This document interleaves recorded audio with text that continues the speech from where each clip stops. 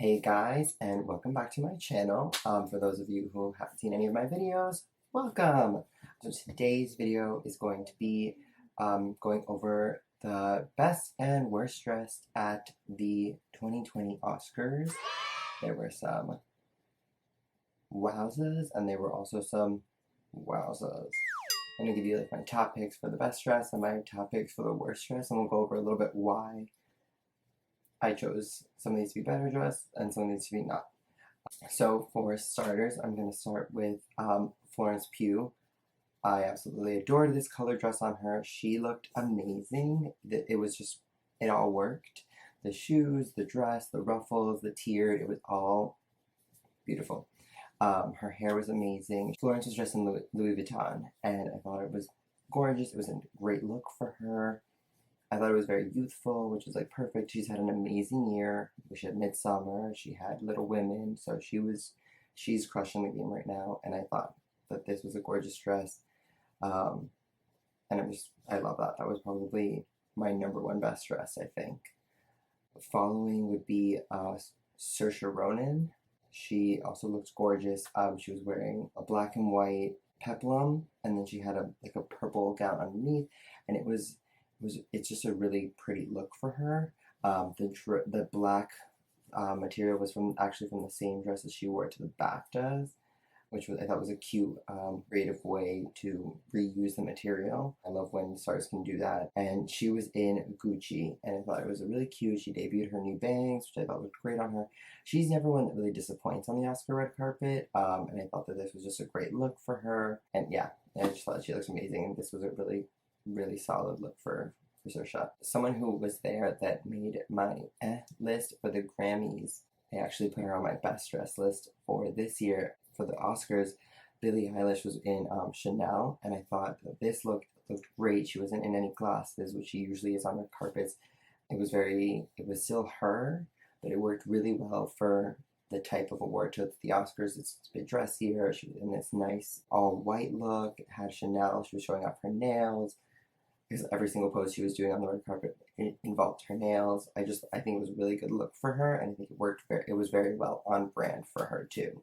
So I thought that was a good one for her. Okay, so next is Brie Larson, who I thought looked absolutely stunning. She was wearing a Celine dress. She had this little slit in her hair, all slicked back. She had this little cape on her. She was fabulous. There were a couple pictures that I saw that she had like dead face. Those pictures were like not fantastic, but for the photos where she was smiling, she was glowing. She had it was just, the colors worked amazing. It cinched perfectly, which gave her like a perfect hourglass figure, and she looked amazing. I really loved her outfit. I think this is one of the best looks that Brie Larson has ever had.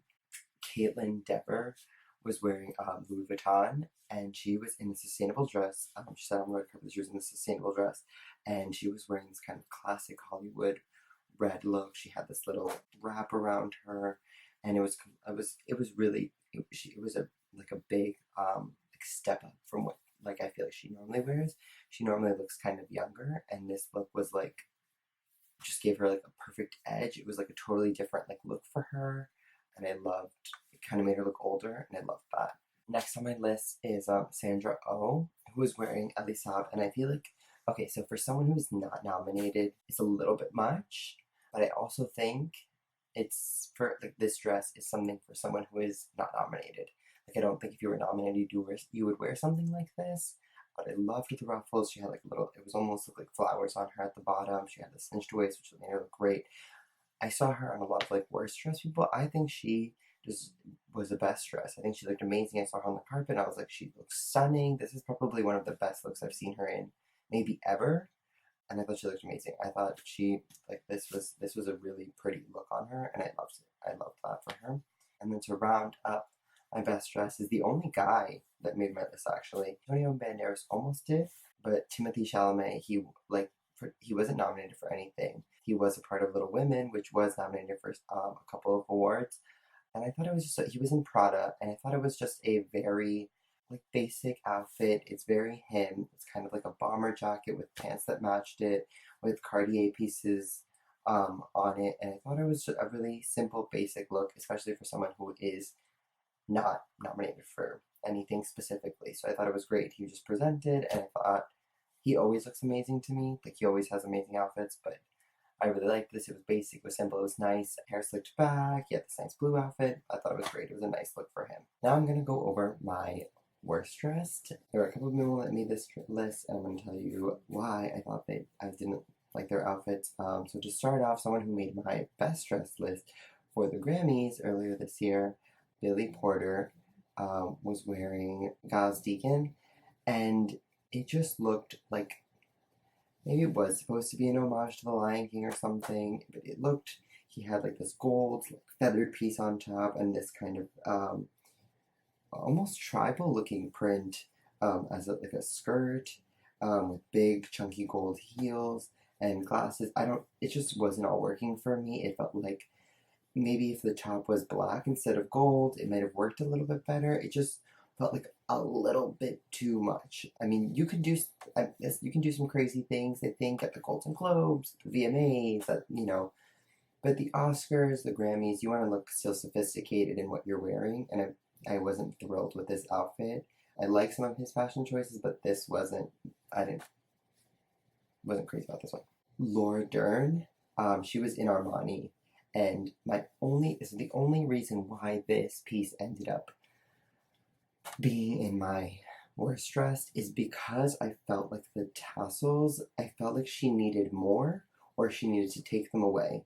The color was amazing, her makeup looked gorgeous, her hair was great. It was like a really pretty dress for someone who is expected to go home with the supporting actress Oscar. I just wasn't thrilled with the tassels. The tassels is what took away from the whole dress for me. But apart from that, if she had done something different with that, I think I would have bumped her up to best dress, because I do really like the dress, but I put her on there because it wasn't like it was middle ground. It bothered me because of the tassels, unfortunately. So I love Olivia Colman. I totally supported her winning last year, and unfortunately, she was in this velvet dress. It was, I believe it was 2 shades of blue. One was more electric blue and one was like a navy.